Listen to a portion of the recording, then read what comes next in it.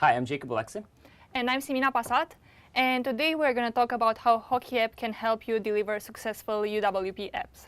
So if you're a developer working on a UWP app, or if you're thinking starting developing for Universal Windows Platform for Windows 10, this session is definitely for you. And let me give you a short overview about what we are going to talk about today. We are going to start with some basics about HockeyApp and what our product is about. And then we are going to move on some core features of HockeyApp, such as beta distribution, crash reporting, and user metrics. And this is a demo pack session, and Jacob is going to do a bunch of cool demos and show how easy it is to onboard to HockeyApp. And finally, we're going to show a bit how to automate processes and how to onboard to mobile DevOps with Visual Studio Team Services and HockeyApp. So let's get started. We have a lot of stuff to cover, and we want to make sure that you guys understand how cool HockeyApp is for developing apps and UWP apps in particular. So HockeyApp is a service for mobile and apps developers, and we support you to take your app and to have a successful app and develop a successful app and also maintain it and take it to the store and be super successful. And I want to give a bit of background with how HockeyApp was born. And HockeyApp was born specifically to support mobile and app developers. And these app developers have a set of specific issues that they see every day. For instance, once we have an app running on our device and we want to take this app to some testers to try it out, we already see here some issues that we as mobile developers see them. And once people start using our apps, we have no idea how the app is behaving. If people start complaining that the app is crashing, we as developers would like to find out where exactly and why the app is crashing. And HockeyApp was created especially for you, app developers and mobile developers, to conquer these problems. Now, from what I said, it doesn't sound like we're going to talk about hockey today. Not really. So why are we called HockeyApp? Well, we get this question almost every single week. I was wondering myself the same when I joined the team. Why are we called HockeyApp? And I want to share this with you guys. The project started as an open source project a few years ago and was targeted specifically at iOS developers and helping them take their build from their developer machine to users' devices. And this was an open source project, and in the Apple world, this distribution process is called ad hoc distribution. So the founders came up with a wordplay and thought about saying that ad hoc is the key, and therefore this open source project was called Hockey. And as this project grew more traction from contributors, it grew into a real product, and it was called HockeyApp. Now, we hope you're not too disappointed that we won't talk about hockey today.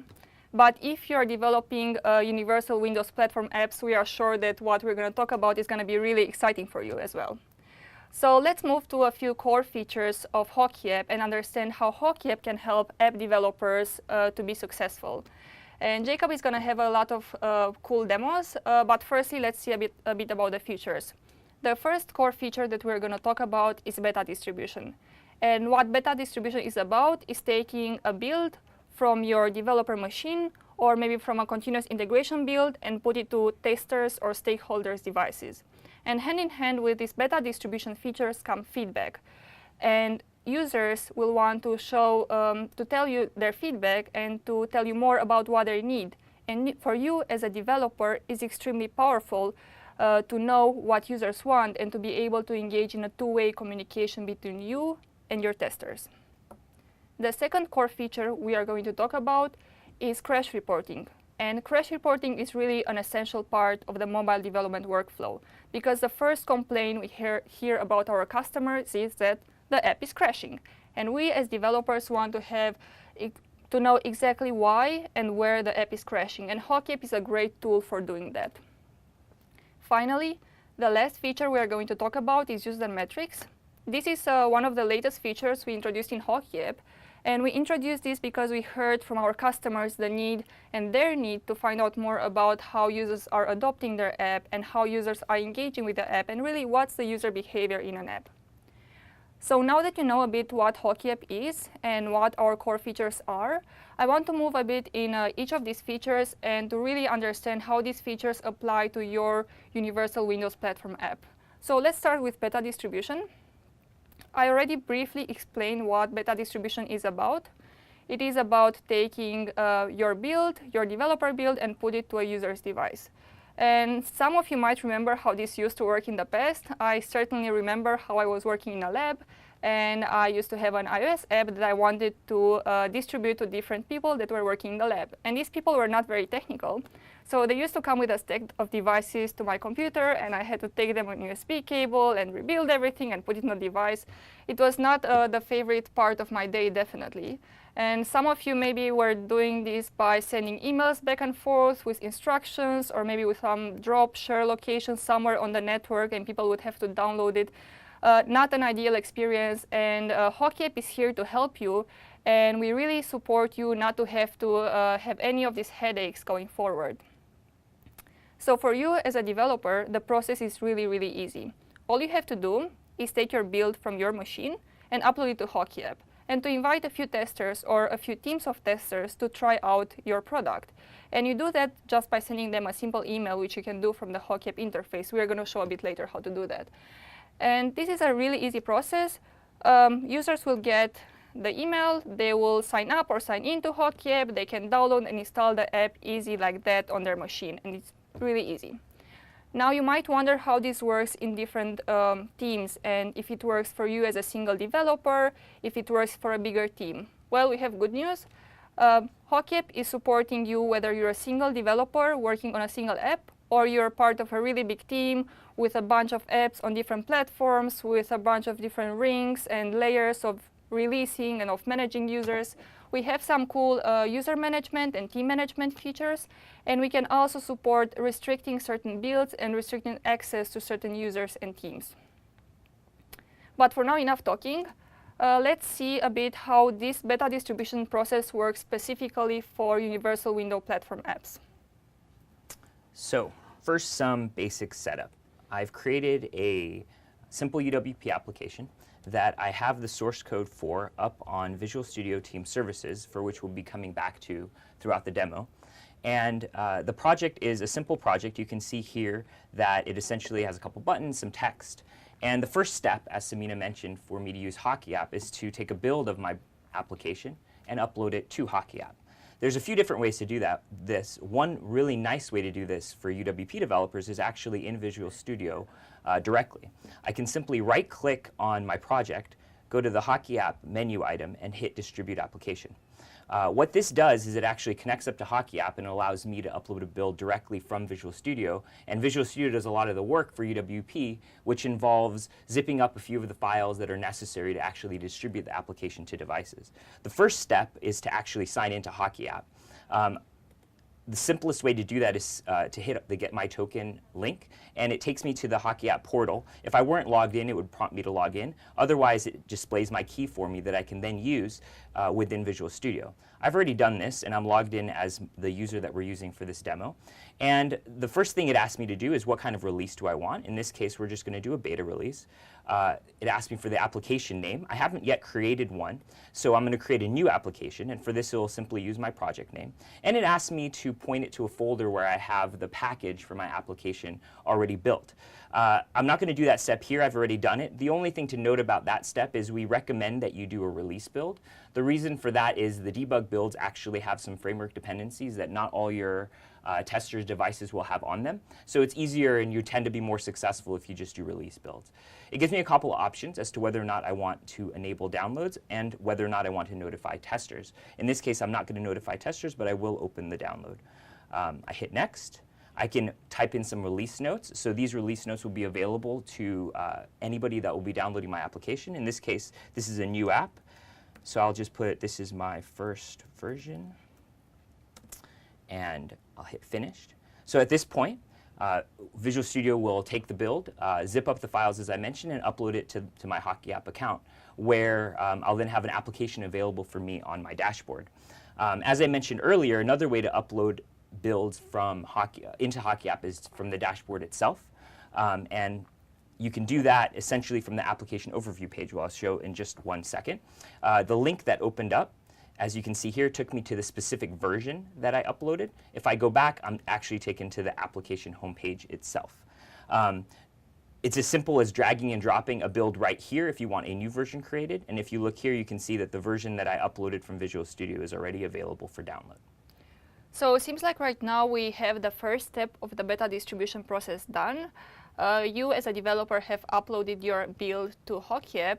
I want to test it out. I want to see your application on my device. Sure. So like you mentioned, so far I have a build. I haven't invited anybody to use it, and there isn't really a way for somebody to figure out how to get this. So as we talked about in earlier, HockeyApp has various ways to manage users and teams. And if you just go within the applications to the users tab, you can get a sense for how this works. You can either invite an individual user, you can create a team, and manage distribution that way. And for this demo, we'll do a simple flow, which is just invite an individual user. And so I'm going to invite you to this application. HockeyApp build tester at Outlook. I'm going to give you a tester role. So if I wanted to invite other developers, I can do that here. And the main difference is they'll get a different perspective on the application. They'll have more data available to them. But for our purposes here, we're going to make you a tester role. And we're going to give a message saying, please test my really cool new application. And I'm saving that off. And right away, HockeyApp is going to send an invite to you. And why don't we switch over to your machine and go through what that flow looks like for testers. Yeah, so let's switch to my machine. And right now, I wear the hat of a tester on, and I'm the HockeyApp tester. And I will go to my email and see if I got any invitation from HockeyApp. And there it goes. I have an invitation, I have an email. It says, please test my really cool new application. If I scroll down, I have a link to show invitation. And if I was a new tester, I would also be able to understand how it works, and HockeyApp walks me through the process. Luckily, I've used HockeyApp several times before, so I know that I have to click the show invitation link, which takes me to the place where I can accept invites for my invitation. And here I see Jacob has invited me to Hello UWP App, which is a Windows app, and I'm going to accept this because I'm really eager to try it out and see what Jacob has built. Now I can go to my dashboard, and dashboard is this place where testers have access to all their apps that they have been added to. They can download their apps, they can install the apps, and that's what I'm going to do right now. So Hello UWP App is the app that that Jacob has developed. And you can see right here a download button, which I'm going to click because I want to download and install the app to my computer.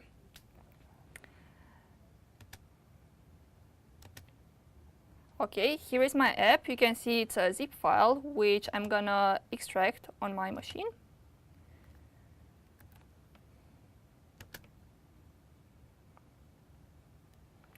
And this is the content of the zip file. And here I can see a few different files. I have the Apex bundle, which is actually the package that I'm going to have to install. There's certificate used to sign the app, as well as a PowerShell script. And this is specific for UWP. And to install this bundle, I will want to run the PowerShell script from PowerShell from my machine. So let's go to PowerShell. And let's change to the right directory. And now I can run the PowerShell script. I'm going to get asked a few questions. I want to run this PowerShell script, so I'm going to hit R. And right now, the app is getting installed on my device. It shows like the app was successfully installed. I'll press Enter to continue. And now I should be able to run the app. And here it is. The app was installed on my device. HockeyApp is the best. Oh, that looks like a great app, Jacob. Very creative. Very creative. Now I want to give you a bit of feedback, because I think that's pretty nice, but I would like the font to be a bit bigger and, if possible, aligned with the buttons. I'm really a bit of UI freak, so I want to be aligned. So I'll go back to HockeyApp, and from a tester perspective, I have here a feedback tab.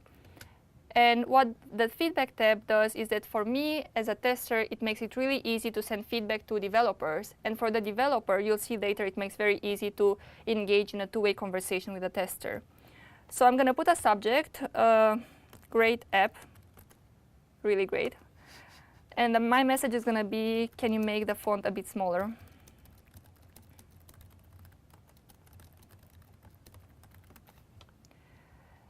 If I wanted to, I could include an attachment, for instance, a screenshot, if this would be a more complicated app, but for now it's not really needed. So I'm going to simply send you the feedback. And now we can move back to the tester machine and to the main demo machine and see what's the tester perspective from getting feedback from a user. Great. So we're going to switch over now back to the development machine, where we can now see the feedback that Samina sent me. If I go to the dashboard in HockeyApp, so this is again the application overview page, there's a tab up here called Feedback. And so if I go there, I'll see the feedback that Samina just sent me. And click on that. Great app. Can you make the font a bit smaller and align, please? So I'm not quite sure. The font seems pretty big already to me. I don't know if she's being sarcastic or not. But in general, I can use this flow to gather information from the variety of testers that I've invited to use my application, some of which maybe I don't know or don't have a personal relationship with. So this is a great way for me to have a two-way conversation. And you can see here I can actually reply back to her, and we can go back and forth asking, okay, what did you mean here? Did you want it aligned to the left, to the right? And we can kind of work through that way. So this is a great, easy way for me as a developer to gain feedback from the people that I've shared my build with. So at this point, I've got a basic UWP application. I have it up on Visual Studio Team Services. I have a build uploaded to HockeyApp, and I have it ready for distribution to a set of users. Now we can see what's next. What is next is that me, as a user, what can happen to me is that the app can start crashing. And as users, we know how this happens. It is often that we use some of our favorite app and they crash right there in our hands. And this is extremely, extremely annoying, to me at least. And as developers, we really want that our users will have the best user experience possible. And if possible, we want to have some apps that are never crashing. And crashes really have bigger consequences than just a bad user experience. Crashes are the #1 reason why your app can get bad reviews in the store. And we all know that bad reviews in the store won't lead to having a successful app out there. And HockeyApp is here to help you with this problem. And we really see crashes in all stages of developing an app.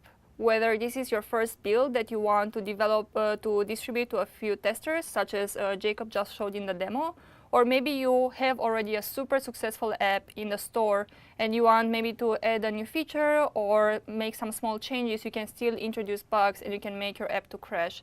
And at HockeyApp, we want to make sure that this doesn't happen to your app. And if it does, we want to make sure that you catch the issue as soon as possible and fix it so your users don't have to experience these issues in their app. All you have to do to use HockeyApp crash reporting is to integrate a Hockey SDK in your app, and we are going to show a bit later how to do that. And what this really does is that the Hockey SDK will start collecting crashes as soon as they happen on your app, and you as a developer are going to be able to go to HockeyApp, to our web portal, and you're going to see their beautiful stack traces, and you are going to understand why and where and know how exactly you can fix these bugs and deliver a great user experience to your testers. Now in the mobile world, we have a few additional challenges, such as there are so many devices out there and everybody seems to have a different device somehow. So we really want to be able to understand where these crashes occur on which devices, and HockeyApp is there to help you with this as well. And we provide additional information such as operating system on the device that the crash occurred, the device type, as well as additional information such as whether the device was jailbroken and not, and so on. Before I talk about UWP apps in particular, I want to give a bit of background with how we started doing crash reporting on HockeyApp. Initially, HockeyApp started doing crash reporting for iOS and Android apps. And for Apple platform in particular, what happens when you get a stack trace from a crashing app is that you will get memory addresses. And these memory addresses are not very useful for us as humans to understand what is wrong with the code. To get these stack traces from memory addresses to something that is easily readable for us and something that we can action on it, we have to apply a process called symbolication, or at least that's how we call it. And what this is that you have to apply a symbol file to a specific build.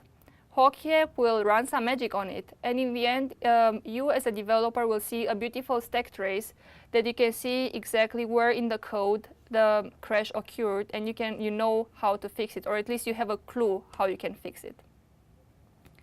Now you might wonder, what does all this have to do with you, since you are probably not developing on Apple, or at least right now we are talking about UWP developers. Historically, for .NET developers, this was not an issue, and every time a crash would occur or runtime, the stack trace would be already beautiful, symbolicated, and everything was coming out of the box. However, with the introduction of a universal Windows platform and Windows 10, Microsoft also introduced this new feature that is natively compiling the builds for users' devices. And this feature is really great in terms of performance. It makes apps run much faster, and it's a really great thing. But for developers, it also adds some additional burden, and you're going to have to face these challenges that Apple and iOS developers really had to face them for years now. Not to worry, HockeyApp right now also supports symbolication and stack crash reporting for UWP apps, the same way as we do it for other platforms. To get a human-readable stack trace, you will have to do one additional step other than integrating the Hockey SDK, and this is to upload a so-called symbol file that I talked a bit about it before, and you're going to have to upload the symbol file to HockeyApp, and then HockeyApp will do the rest of the magic for you. And in the end, you're going to have these beautiful stack traces that you can use in your app. Now, I talked a lot about crash reporting. I'm sure you guys want to find out how to integrate this Hockey SDK and how difficult it is to get crash reporting for your UWP app. The good news is it's very, very easy. So for UWP, we have a NuGet package that you install and add to your project. There's actually a couple ways to do this. One way is similarly to how we can distribute to HockeyApp through a menu item in Visual Studio. We can also enable crash analytics the same way. If I go through this flow, yeah, exactly. Sorry. So if I go through this flow, I'll show it again. If I right-click on the menu item here, I can go to HockeyApp, and instead of doing distribute, I do enable crash analytics. I get a similar sign-in flow that we already talked about. I could use a key and get my token. I can copy that token into that flow and authorize Visual Studio to my account. It's already recognized my name, so it's selected it for me. And if I hit finish, Visual Studio will already do all the work for me. But rather than do that for this demo, I want to show you what actually happens underneath the covers. So it's almost as simple. The first thing I'm going to do is I'm going to go to the NuGet package manager, and I want to browse and find the NuGet package from HockeyApp. So I go to the browse window. I search for HockeyApp. And what I want is the Hockey SDK.uwp. I'm going to select the latest stable version, and I'm going to install it.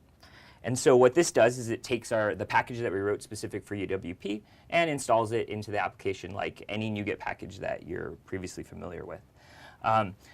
Aside from that, one of the key steps is within your application, once it starts sending data back to our service, the data coming from your application needs to be identified. So in order to do that, what I really need is I need the application ID from HockeyApp to put into the configuration of my project. So going back to HockeyApp and going to the dashboard, if I go to the overview page of my Hello UWP application, you'll see right on the very top, you'll see a field called App ID.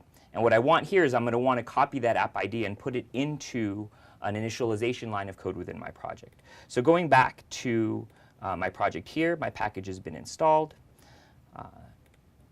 Make more space here. I'm going to go to the app.xaml file and into the app constructor. And what I need here is I need a single line of code that initializes the SDK. And as I mentioned earlier, I need the app ID from the portal and put it in the project.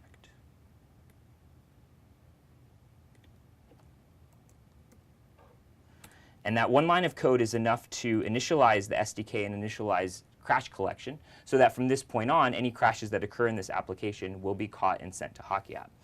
Now, one thing to note about my application, you already saw this earlier, there's a button called Crash Me. So if I go to my code and look at the implementation of this, you can see that that's not really going to work, and I'm going to get a divide by 0 error. So in order to demonstrate what this looks like within HockeyApp, let's actually run the app.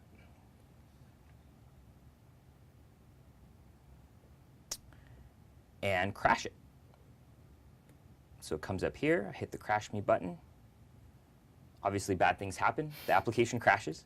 I'm going to run it again. Now the reason I run it again is at crash time what HockeyApp does, and this is true on all of our platforms, is it actually takes the information necessary from the crash and it writes it to disk. We do this because we're not always sure that at crash time we're actually able to make a network call and send any information back to HockeyApp.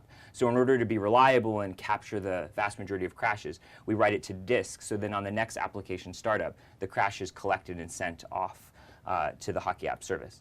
So now if I go back to the portal, we should be able to see the crash that just occurred in my application. And so the first view here is a crash group view, we call it. And so what you'll see here is you'll see a collection of crash groups, a crash group being defined as any number of crashes that essentially have the same signature. You can think of this as being simply the same call stack that occurred multiple times. If I click within the crash group, I get more details about the specific crash, including if I scroll down the specific call stack that occurred. Jacob, that's cool, and we have this happening all the time in our apps, unfortunately. And also in our team, we use some type of bug tracking system because generally we don't like to have a list of our bugs everywhere on the internet, and we want to have them centralized in one place. In our team, we do this with Visual Studio Team Services, and I'm hoping that you can show a bit how this works in practice. Absolutely. So first off, within the crash group and the crash itself, we have this status button that you can see here. So if you don't use any other system, you could actually track status from within HockeyApp itself. But that's, I'd say, atypical, and a lot of teams use some other system. And in order to configure that, you can configure a bug tracker within HockeyApp to connect up your crashes to that system. I go to the bug tracker tab, I see that there isn't anything there yet, but I can hit configure tracker, and it takes me to a menu within HockeyApp that shows all the various platforms that we support. As I mentioned earlier, the code is already on Visual Studio Team Services, and so what I'm going to want to do here is actually connect it up through the Visual Studio Team Services connection.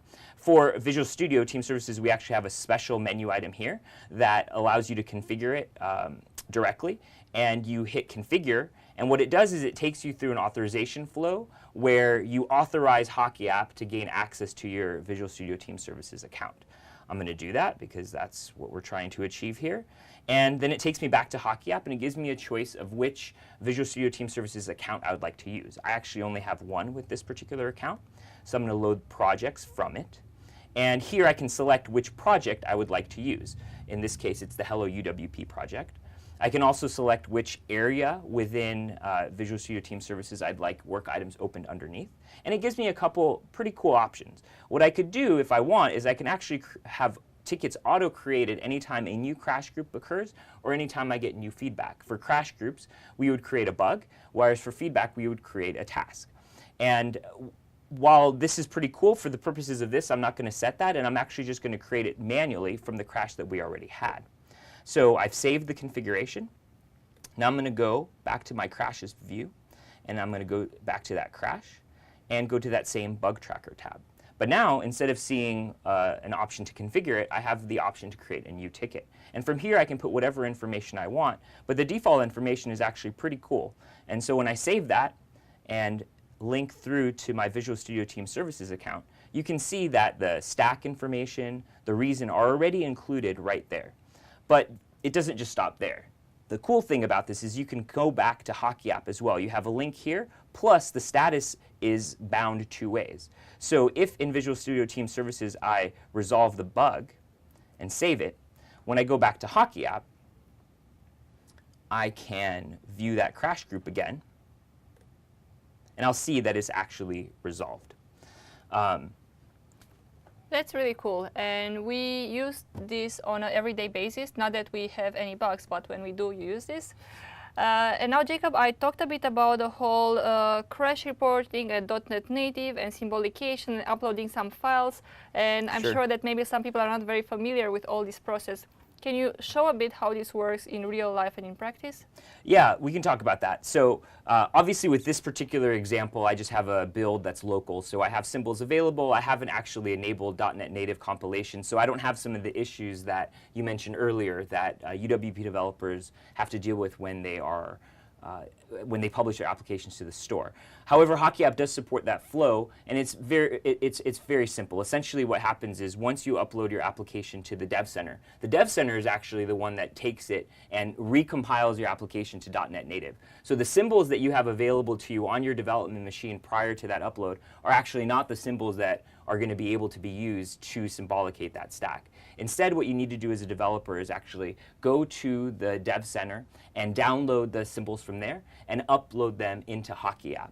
And you can do that from the specific version that you want to have the symbols matched to. You just drag and drop the symbols into the page and we'll essentially take it. Now, let's say you forgot. Let's say you uploaded your build to HockeyApp, but you forgot to do the symbols. That's okay. If you put the symbols in later, we'll go back and we'll re-symbolicate any of the crashes that we've already collected. This is true across all the platforms, and so it's important to note that if you want to use HockeyApp in production, it's absolutely supported and recommended. You want to be getting crashes not only from your beta builds that you're distributing to a smaller audience, but from builds that you distribute through the stores as well. So at this point, we've got our SDK set up, we've got crash analytics, we've got a build up on HockeyApp. What's next? What's next, and what we heard from our customers that they want to have next, is to understand more about user behavior and how people are adopting their app and how people are engaging with their app and how these users really start using this app on an everyday basis. To do that, we introduced this new user metrics feature that I talked about. And this user metrics feature, you can use it really for your beta distribution build while trying to understand behavior from beta testers, but you can also use it in real production apps and understand how real people out there are using your application. To show the concepts, I am gonna show app that we have developed in HockeyApp, and it's an app out there in production. Is used by quite many people, as you're going to see, so it has a lot of data that it can be showcased, and we can really understand what HockeyApp is tracking and how this shows in a real-world app. Later, Jacob is going to show all this concept for the Hello UWP app, but since for now I'm the only user of the Hello UWP app, the data displayed for this app would not be too useful. So let's focus on this real production app and see how things work.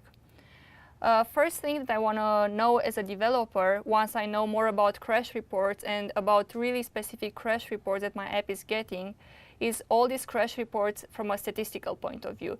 So how many crash reports do I get per day? How often my app is crashing? And generally, what is the quality that users out there see for my app?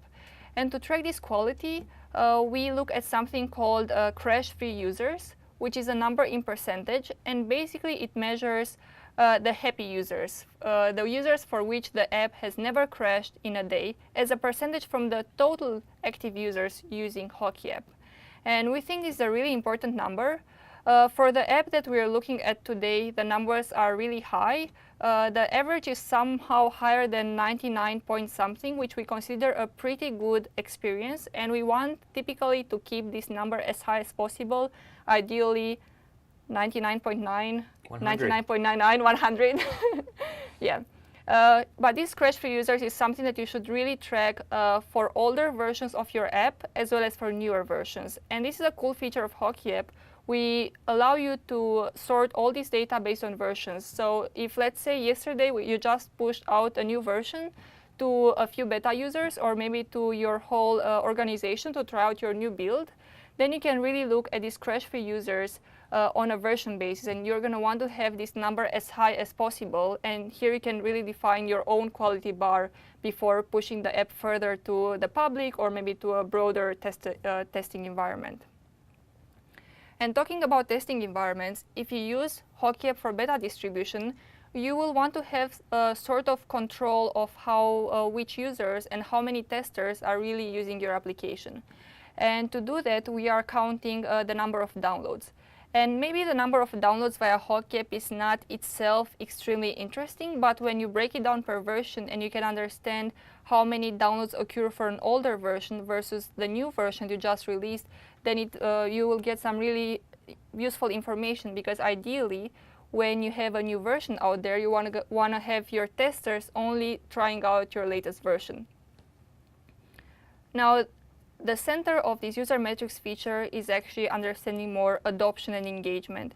And while quality and beta downloads are interesting, they don't tell much about how people are adopting their app and how this app is being used every day and how people are actioning on your app. So to do that, HockeyApp is tracking users and sessions. And on the user side, we are tracking daily active users, monthly active users, as well as new users that your app acquires. So let's say maybe you just had a cool marketing push, or maybe you introduced some great new feature that you think is really great, and you want to find out how many new users your app acquired due to these actions. You can really do that from HockeyApp, and again, we encourage to use a split by version and understand specific user adoption at a version level. Once you understand generally how many people are using your application, you will want to find out, well, how often are these people using my application? It's a big difference whether a user using the application once per day, once per month, or maybe 10 times per day. Hopefully, your users will use your app as often as possible. And to understand how people are using your app, you can look at the session data. And really, by comparing session numbers with user numbers, you can get an understanding of an average of how many times a person is opening an app over a period of time. For this specific app, we are somewhere around 3-4 times per period of time, per week actually, which is pretty good, we consider, given the scope of the app. So we are quite happy with it. But we have some additional questions, and the developers in the team, the same as program managers, really want to find out more about what actions people take in their app and how they're behaving in this app, what screens they like, what buttons they press, and so on. And this is something that not only our team is wondering, this is something that many developer and program management teams out there are wondering on a daily basis. And HockeyApp helps you to find out this information by tracking custom events on your behalf. And I'm going to explain a bit how this works and show a bit how this works for the specific app. And then we're going to move later to Jacob's demo, and we're going to see how specifically to instrument your UWP app to start tracking custom events. Generally, as a best practice, we recommend that you firstly ask yourself what questions you want to get answers to. You really define the questions very well, and then you start instrumenting your app. And then by instrumenting your app, you can get some great information and some great data. And based on this data, you can start taking decisions, not only depending on who in your team has louder opinions, but really looking at data and numbers and understanding how people really use your app. So in the case of the app that we have today in the slides, we instrumented this app with 5 events. And let's look at the first event, which is called app detail. Probably it means whenever somebody clicked an app detail button or maybe an app detail page. I'm not really sure how we show that. And the app detail page, as you can see on Jacob's monitor, it is you can see the event count over a period of time, which means how many times a specific event was clicked in an app, as well as how many unique users have clicked this event over the same period of time. Something we also provide is unique users in percentage, and this really will help you understand whether how popular this feature is, not only for the people who are using it, but overall for the whole user base. So yeah, that's custom events. We really recommend using it and start asking yourself questions before you actually have to get answers to them, and instrument your app in time and really understand how users are using your app and what's their behavior out there. Now, Jacob, again, I talked a lot. Can you show us some demo and how to do that in your Hello UWP app? I can. I'm a little bit sad because this is very easy. And so the demo is not going to be terribly long. So first off, I don't have to do anything to get the basic user and session information that you already talked about. The initialization line that I already showed makes it so that our SDK starts collecting user and session data automatically on your behalf. So there isn't anything that I need to do other than what I've already done.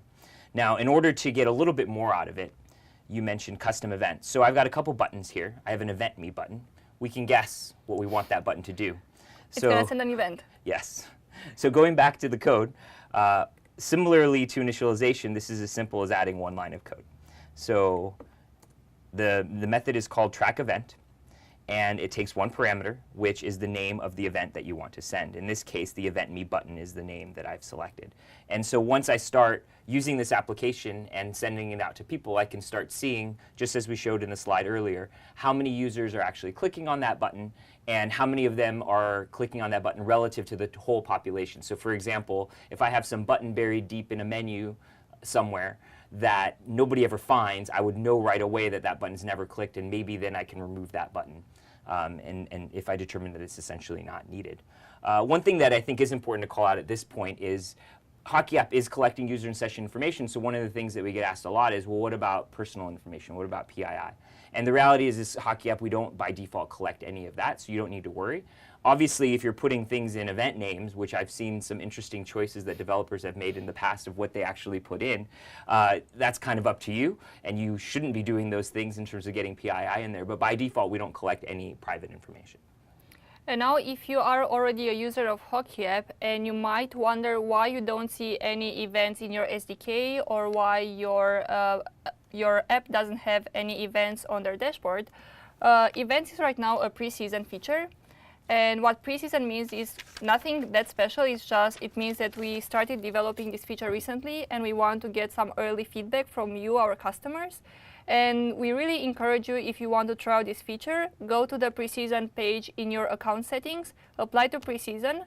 Somebody in our team will approve you as soon as possible, but if you don't hear from us, please ping us and we're gonna approve you on the spot.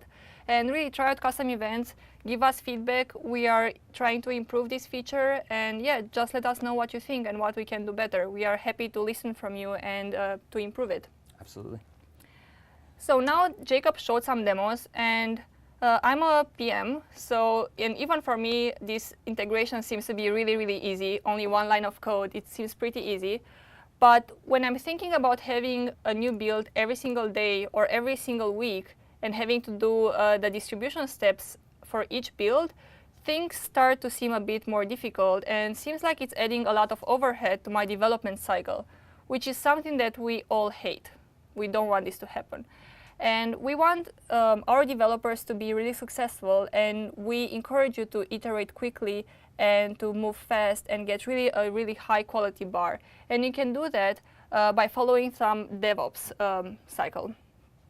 And we hear about DevOps all the time, and probably you do as well. And this notion is really seems like nobody has a really single one definition of what DevOps is about. And I want to make sure that for today's talk, we will all understand the same things by DevOps to avoid any questions about that. Oh, talking about questions, if you guys have any questions, let us know, write them. We're going to address them at the end of the talk, so please shoot us questions. Okay, so where was I? DevOps. Questions. DevOps, yes. What's the definition? DevOps. So DevOps is about iterating quickly over your product and bringing it from idea to a real product out there in the world. And all of this while really keeping a very high quality bar, moving fast, iterating quickly, and getting this to be an automated process. And when we look at the mobile world, things are a bit more complicated than the traditional DevOps process, because we see so many devices, especially in the Android world. I think everybody lost count of how many devices there are out there.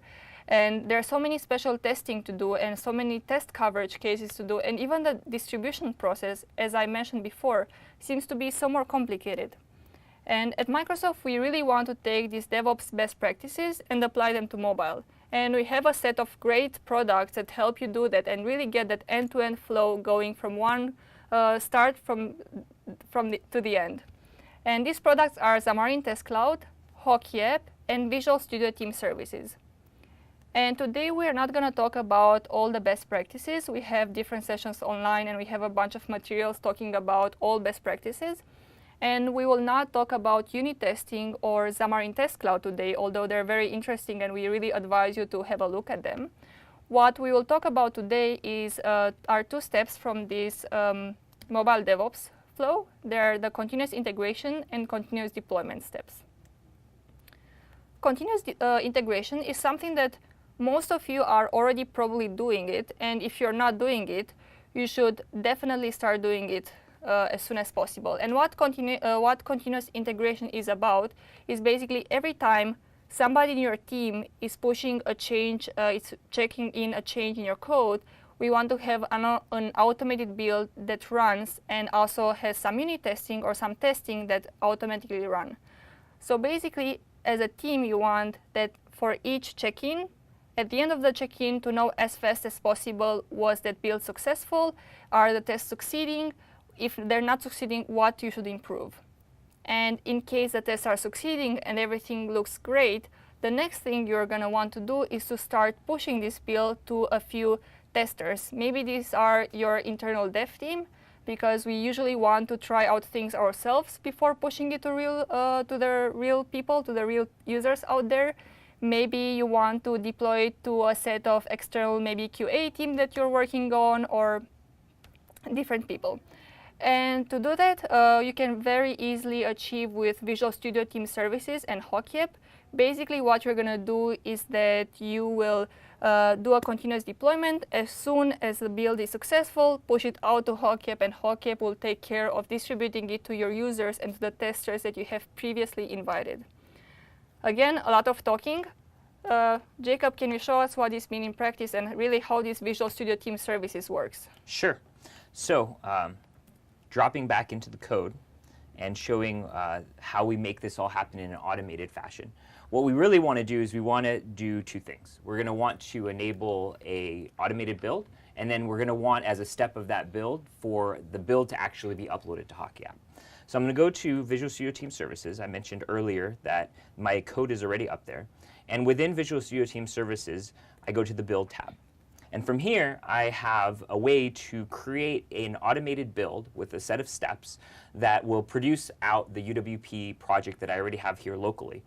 And in order to do that, we hit New Build Definition here.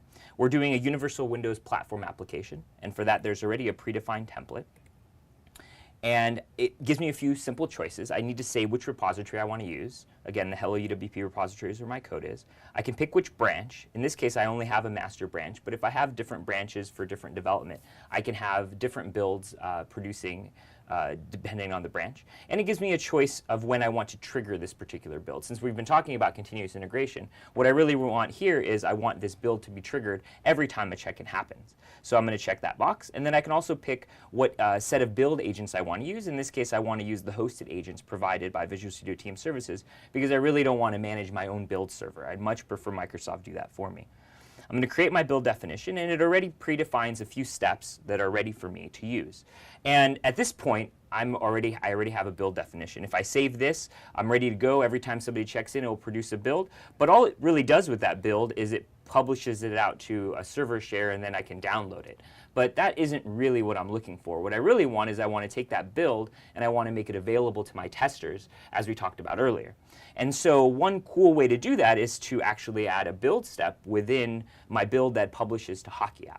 Now, in order to do this, the first thing I had to do was actually install an extension into my Visual Studio Team Services account that you can get from Visual Studio Marketplace. I've already done that step here, and so when I go to adding a build step and go to the deploy section, I have an option to deploy to HockeyApp.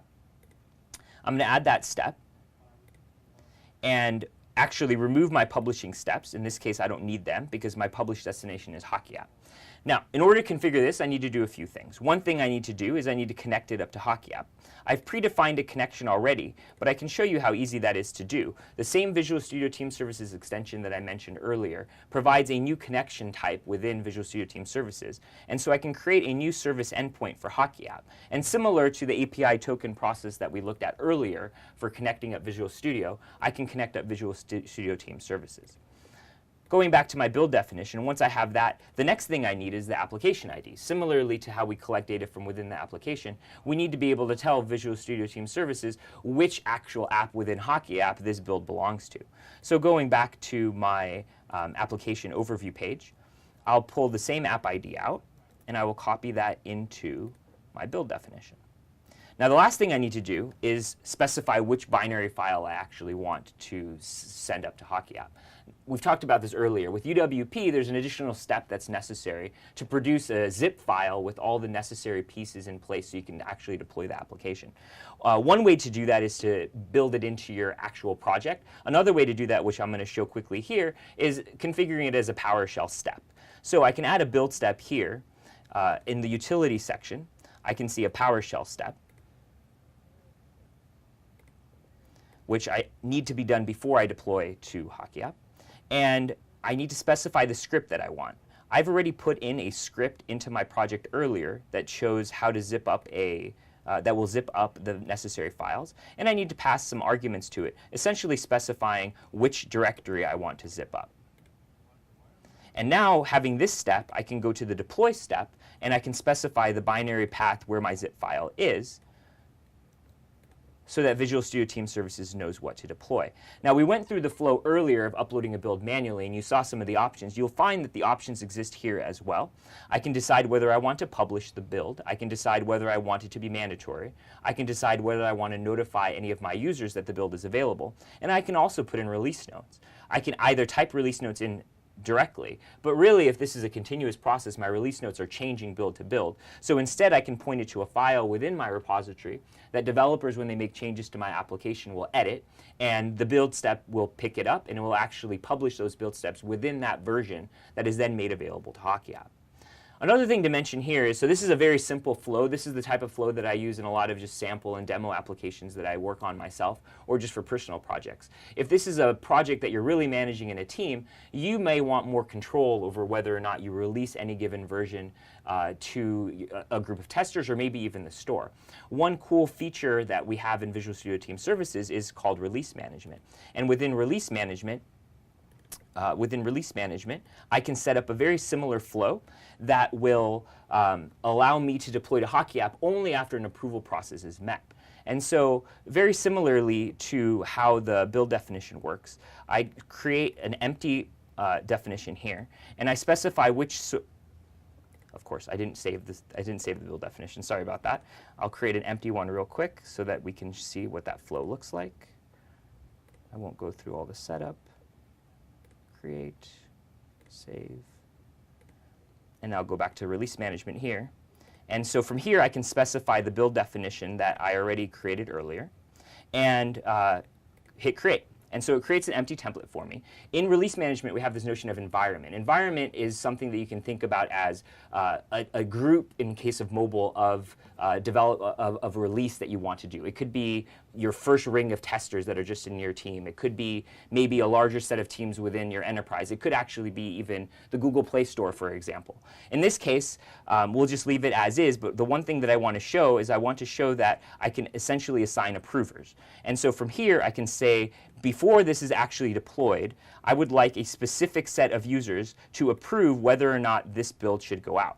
And then once that approval step happens, what you can see here is I can add a deployment task, which we've already looked at, is very similar to the build. And in fact, the steps are exactly the same and the configuration is exactly the same. But how this is different is it allows you to manage that process with an approval step before the actual deployment happens. So depending on what you're trying to accomplish with continuous delivery and continuous integration, you can use either approach to produce the result that you want. That's great. Jacob, I think right now we are done with the demos. And before jumping in to answer some of the questions, let's wrap it up, and we want to give you some advice and some best practices that we recommend for you and your Universal Windows Platform app, as well as for any type of other mobile apps you might want to develop. First thing we want to talk about is about distribution and about engaging with external beta testers as soon as possible. It is extremely important when you build a product to really understand what people want. And with HockeyApp and beta distribution, we make it very easy to push your builds from your machine or from your CI build to users' devices, for users to give you feedback and to engage in a two-way conversation for them. And this two-way conversation is really extremely important. It will allow you to iterate fast and to deliver successful products. The second thing we want to advise is enable crash reporting and use HockeyApp, whether this is for your development build and you're trying to understand what crashes occur to other devs in your team, or whether it is for already an app already out there in the store used by hundreds of thousands of people. Do use crash reporting, monitor how your app is working, and don't forget to upload your symbol file if you really want to get some usable line of codes out there and to understand why and where the app is crashing. Third thing, remember to look at user metrics. Remember to understand how many people are using your app, how often they're using your app, and also to instrument your app in such a way that later when you're going to have a lot of questions, or maybe one of your colleagues is going to have a bunch of questions, your app is already instrumented and you can get some sort of data to help you to take some better decisions for your product. Last but not least, move quick, but don't forget about quality. And try to automate your processes, use Visual Studio Team Services, use HockeyApp, use Xamarin Test Cloud to get some great device coverage out there to understand if the build is successful, take it out to people at every single build, and yeah, just automate and try to move quickly. So this is all from our side. Please, or not please, but start using HockeyApp. I hope that by this end of this session, some of you already have created a HockeyApp account. This is for free for up to 2 apps. You're going to get 2 free apps with all features of HockeyApp included, so you are able to try out HockeyApp right now. Follow our blog. We post a bunch of stuff. We post news, new collaborations, new features that we have, and our blog is very active. Also, tweet at us. Our handler is HockeyApp, obviously. And we have a Slack channel where our whole development team is there. We have a bunch of customers there. People ask questions, give us feedback. We are very happy to hear about you, to hear about your feedback. Hopefully you have good words, but if you don't have only good words, let us know. We are really trying to improve everything. And yeah, our whole dev team is out there. We are happy to talk to you. And I think we have a few questions. Jacob, do you want, let's answer? Sure. You can pick one. Sure. Your choose. So one of the questions was from Ethan, and he asked, can you talk a little bit about the process of making people test my iOS prototypes?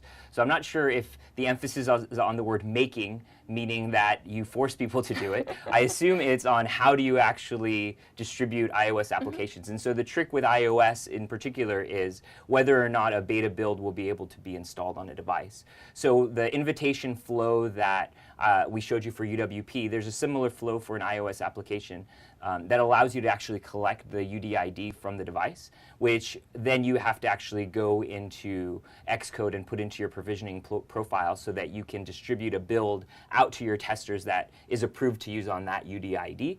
If you are within an enterprise and you're using an enterprise provisioning profile, that isn't a necessary step. Sounds great.